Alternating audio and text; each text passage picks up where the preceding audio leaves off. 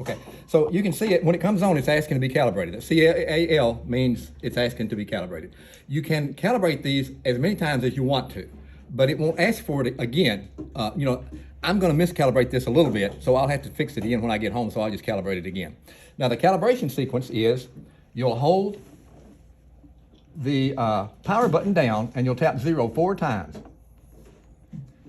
You'll get a green light that'll come on here. You'll get a little C that will come on at the bottom right here. See what I mean? Now what you'll do is you'll set that on your lower level, and you need the tubing to be really still. On our other jig, we pulled just enough tubing out, and we got little clamps that we put it in so it holds the tubing perfectly still. If the tubing's wiggling back and forth, it's sending a different pressure to it, and it's confusing it. So it'll sit there for about 20 seconds, and then we'll tap the power switch, and you'll see the little C will go to the top.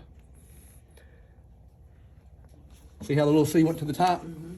That means you raise it to the upper height, which will be exactly 48 inches higher. Once again, the tubing needs to be perfectly still for about 20 seconds. And we'll let it sit there for 20 seconds or so. Then we'll tap the power again. And now it thinks it's calibrated. It's not, because we calibrated it slightly wrong. But you can check it now. You can zero it. And then as I put it back down here, it's going to go back down pretty close to 0 because it thinks that's 48 inches. But it's going to come up. See, it's showing you 4 foot.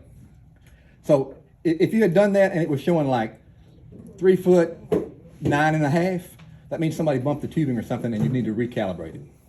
So always after I calibrate it, I check it and make sure it's within a 1/16 of an inch of where it should be on the calibration process.